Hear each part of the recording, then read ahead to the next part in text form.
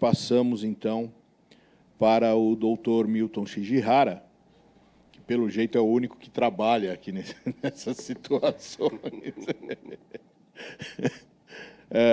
Fazendo aí a sua apresentação, comportamento de corrente do LANC, do líder ascendente não conectado, no corpo humano, um estudo preliminar.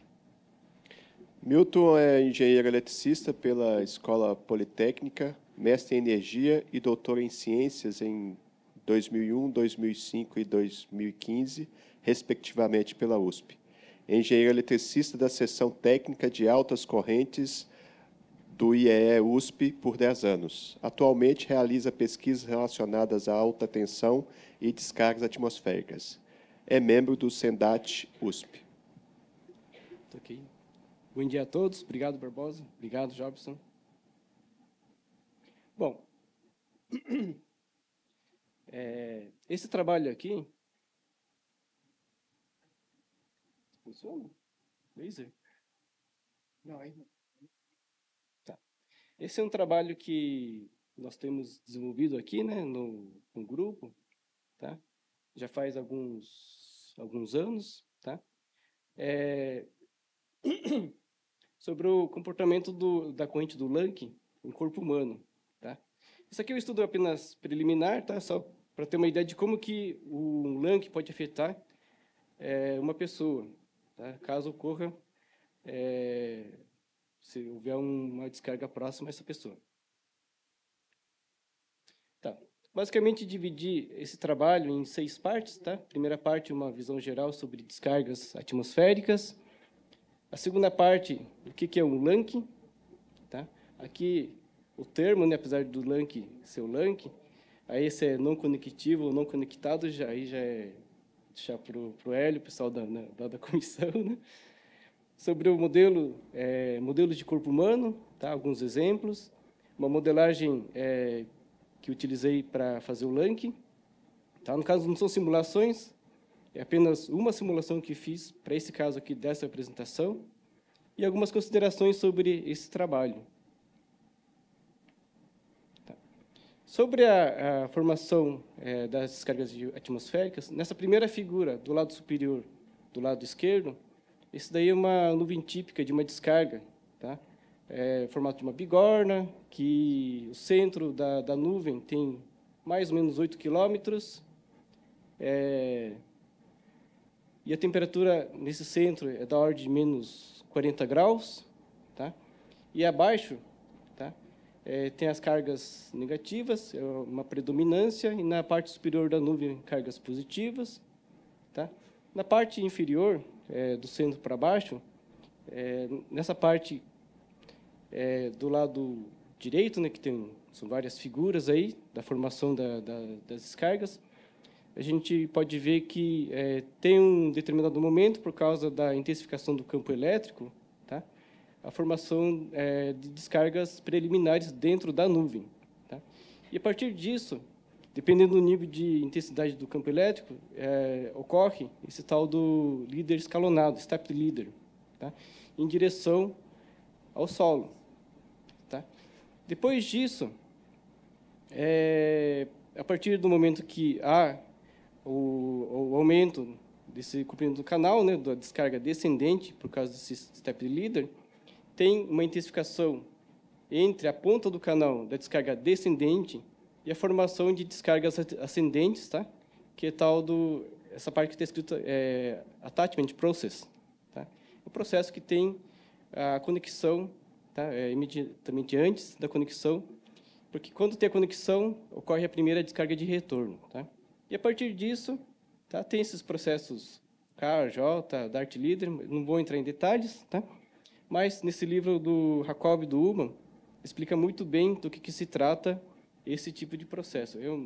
Digamos que tem várias teorias, tá? Só para ter uma ideia, essa parte do Step Leader tem um artigo de 2023, tá? Que explica melhor sobre como que funciona, ou como que é o mecanismo da formação desse Step Leader. Tá? Então, é um mecanismo, digamos que, complexo, né? E mesmo porque ocorre dentro da nuvem, a gente não tem sensores dentro da nuvem, tem medidores, tem sensores fora da nuvem, né? Tá? E a nossa ideia aqui, pelo menos, é estudar essa parte aqui, ou pelo menos mostrar alguma coisa sobre esses líderes ascendentes que ocorrem, tá? Do nível do solo, principalmente de objetos mais altos, em direção à descarga descendente. Tá? Bom, isso daqui é um vídeo, acho que precisa ser rodado aqui o vídeo, tá? É do AGU. Adelino, será que poderia dar um play? Vindo junto com a apresentação. Isso. Ele não está incorporado. Não está rodando?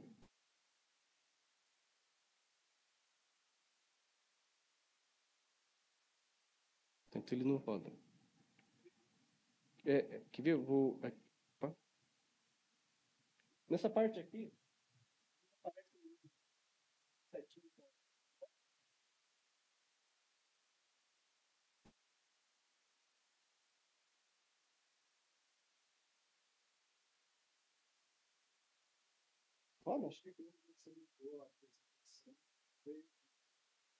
Ele está incorporado. Bom, tudo bem. Esse daqui digamos que um trabalho recente, né? Até famoso, tá? Porque aqui queria mostrar, na verdade, duas situações, ou melhor, três, né? Que a gente tem uma foto, tá? De LACs e LANCs, LAC, líder ascendente conectivo, né? E líder conectivo, líder ascendente não conectivo, LAC e LANC. Bom,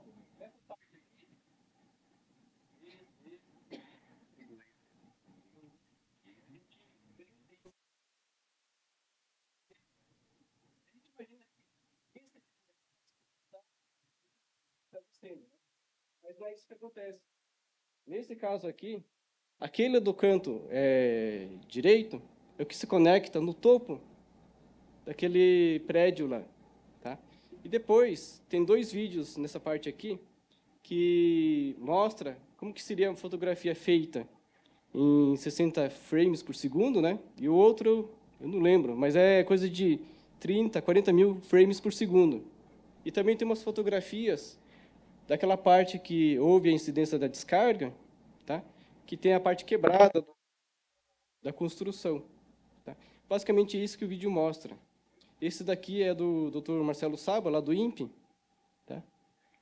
E que é um trabalho bastante importante, assim, e referenciado também, né? Então, nós temos duas fotografias, tá? Aí, no caso, o UCL seria o líder ascendente conectivo e o UL não conectivo, tá, ok? É um trabalho que o Dr. Marcelo Sabo publicou nesses revistas famosas, do AGU, e também tem na Nature, tá? Que é uma revista bastante famosa, assim, importante, né, de pesquisa. Tá? Sobre o LANC, ele tem várias denominações, tá? Esse Upward Unconnected Leader, Upward Abort Leader, Upward Streamer, Incomplete Upward Leader, Unsuccessful Upward Leader. São vários nomes que tem para esse fenômeno. E por que isso daí é importante? Né? Porque, segundo pesquisa feita pela doutora Mary Cooper, né? Se a gente der um zoom nessa pizza aí, tá? Entre 10% a 15% das fatalidades, tá? Ocorrem por causa desse tipo de fenômeno. Tá? Então, é um fenômeno importante para ser estudado para tentar evitar que isso ocorra nas pessoas. Tá? Aqui, a gente tem algumas fotos, tá? De imagens de líderes ascendentes. Tá? São fotografias, então, basicamente, ele pega todo o processo da formação da descarga. Nesse primeiro, do lado esquerdo, na parte superior, nós podemos ver vários líderes ascendentes. Do lado direito superior também temos aqueles unconnected leaders, né, que são líderes não conectivos ou não conectados, são os LANCs. Na parte que tem a torre, também tem os que saem, não dá para ver direito, mas são cabos de energia, que saem do ponto de cabo de energia, e do lado direito, na parte inferior, é o do Dr. Marcelo Saba. Também a gente consegue ver 2 líderes formando essa parte aí. Esse daqui, o Hélio já mostrou. Tá? Na verdade, eram 4 pessoas, eram 4 pessoas nesse local aí, e ocorreu a descarga. Infelizmente, nenhuma delas foi a óbito, né? Mas é importante saber que esse tipo de situação não é um bom sinal, né? Está formando uma tempestade sobre a cabeça e o campo elétrico está muito, muito alto. Esse aqui é um vídeo que mostrei no ano passado, mas acho que não roda também, né? É um vídeo que não vai rodar. Mas a gente consegue ver na cabeça dessa mulher aí que está espetado. Aparentemente, eles estavam num cruzeiro, tá? E não só essa mulher, mas várias pessoas desse local aí estavam com o cabelo em pé. E provavelmente porque o campo elétrico estava muito alto e também estava numa situação de bastante perigosa, né? Porque podia cair uma descarga a qualquer momento. Bom, segundo eu li sobre esse acontecimento, né? Ninguém se feriu, não aconteceu nada, né? Então aparentemente não houve, felizmente, a ocorrência de uma descarga nesse local.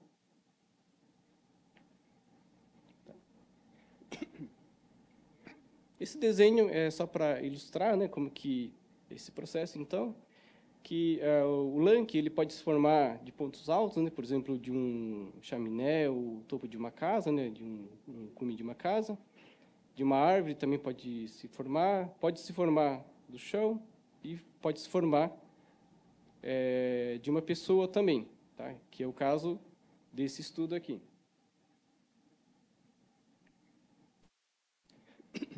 Aqui nós temos uma corrente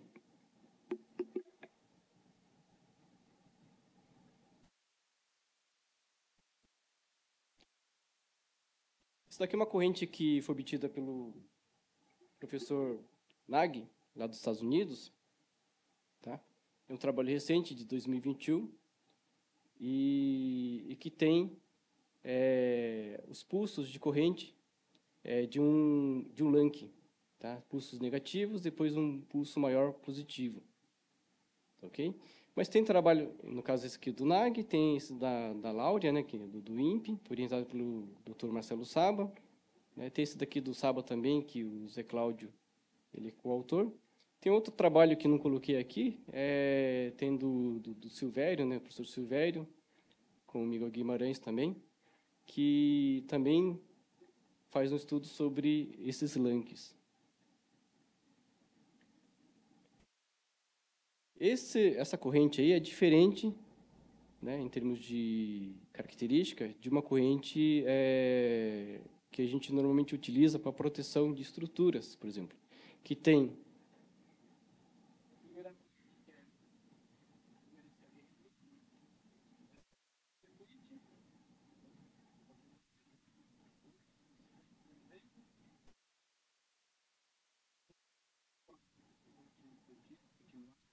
tá?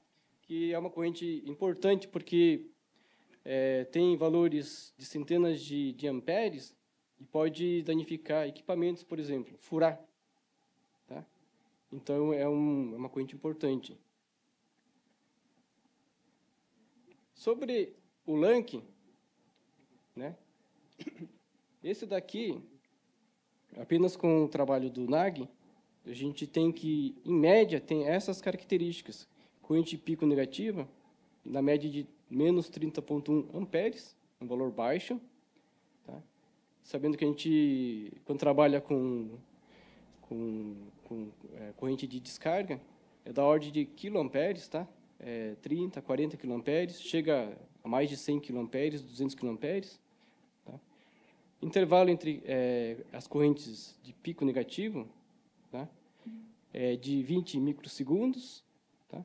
A duração de um pico da ordem de 10 microsegundos. Na verdade, entre o zero subir até o valor máximo, né, 10 microsegundos. Essa parte de fase de desenvolvimento, mais ou menos de quase 0,8 milissegundos, né? Então, 789 microsegundos. A carga transferida durante esse processo de menos 6,4 milicoulombs. Na parte positiva, o valor médio da corrente atinge alguma coisa como 283 amperes. Essa fase aqui, chamada fase de colapso, tá? Tem uma duração de mais ou menos 0,4 milissegundos, 388 microsegundos. E a carga transferida durante essa fase aí é de 4,7 milicoulombs. Esse daqui é do NAG. Tá? Se a gente pega trabalhos do professor Silvério ou do INPE, esses valores eles mudam, mas ficam na faixa de amperes, milicoulombs, microsegundos. Tá? Mas são poucos estudos, que eu encontrei pelo menos, acho que uns 3 ou 4 estudos sobre esse assunto, porque é difícil de medir. Tá? E sobre o modelo de corpo humano, o modelo mais simples que a gente utiliza, né, principalmente nas simulações, que é esse do I3E Standard 80, né, para frequências baixas, 50, 60 Hz, de rede industrial. A resistência interna consideramos como alguma coisa de uma pessoa, alguma coisa como 300 ohms, e do corpo na faixa de 500 a 3 kΩ. A gente pode apresentar, por exemplo, uma resistência simples, 1 kΩ, por exemplo, né? Ou se não, como distribuição nos braços, tronco, pernas, tá? Tensão de passo, tensão de toque. Tá? Esse aqui é um trabalho que, acho que principalmente o Dalziel fez na década de 80, tem muitos trabalhos dele, tá? Experimentais, e que ele chegou a essas conclusões.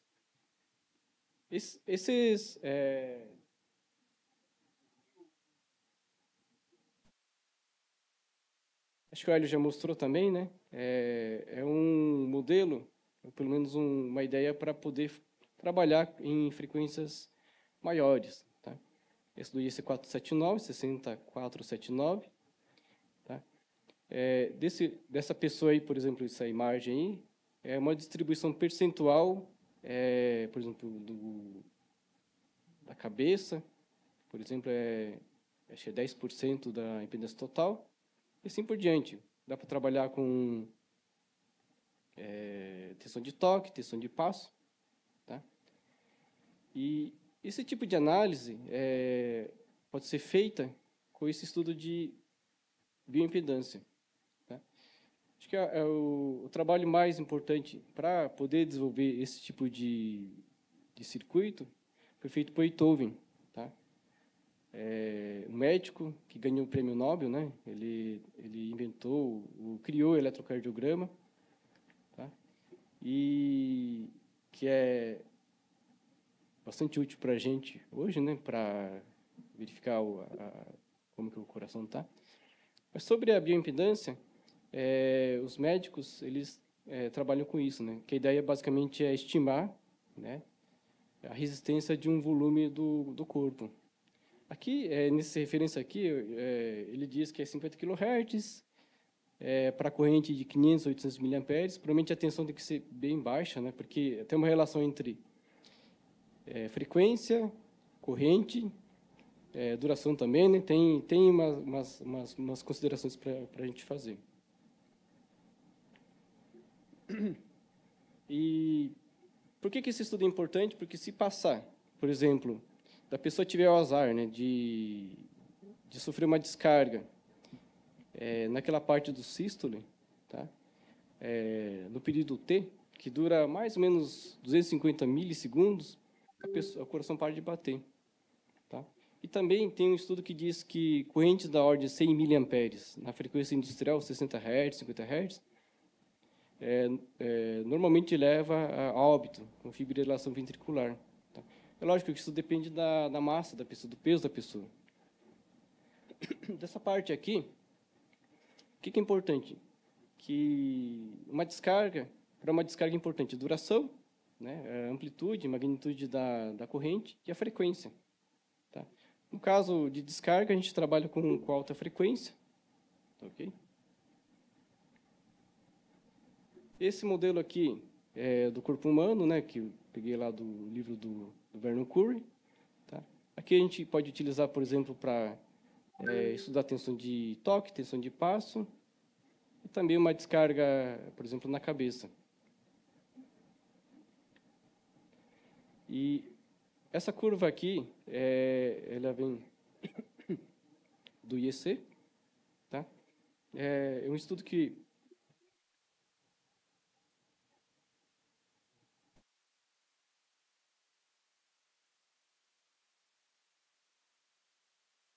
esse estudo foi feito, tem na norma IEC, tá? Ele pega desde a frequência mais baixa, tem uma frequência alta, né, de 150 kHz, e a gente vê que para várias tensões diferentes, né, o valor da resistência, a impedância do corpo humano, ele converte para 600 ohms. Tá. Em relação à simulação, esse modelo que nós utilizamos é do modelo do Rock, tá?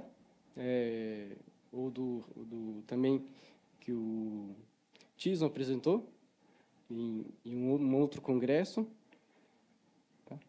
Esse modelo aqui, ele representa bem, por exemplo, esses pulsos negativos, depois um pulso positivo de corrente de um Lank. Esse aqui eu adaptei do modelo do NAG.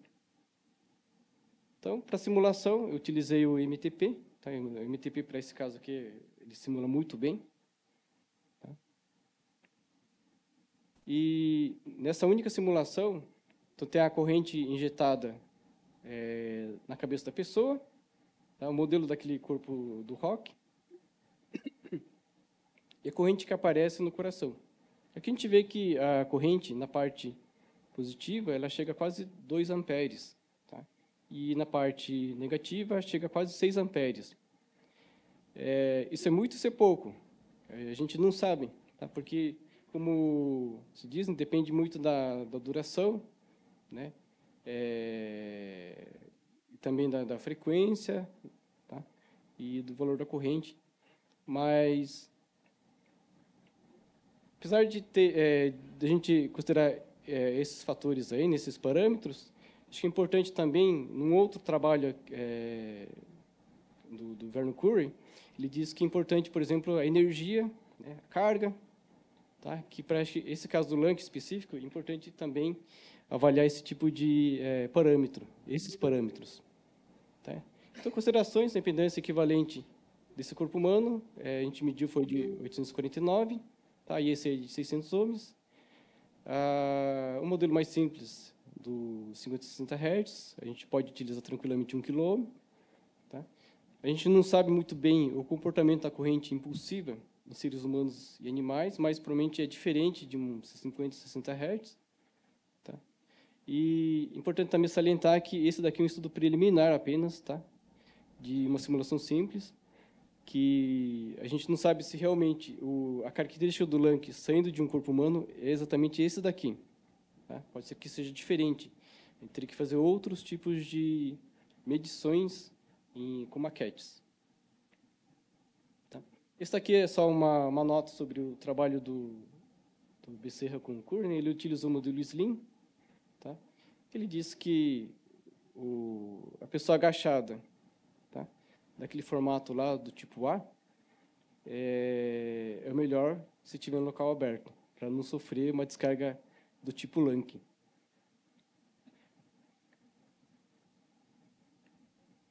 Bom, quero agradecer o Hélio, o doutor Hélio, o professor Danilo, ao Zé Cláudio, que nos deu os primeiros materiais sobre esse assunto, que trabalha bastante, conhece bastante o assunto também. E obrigado.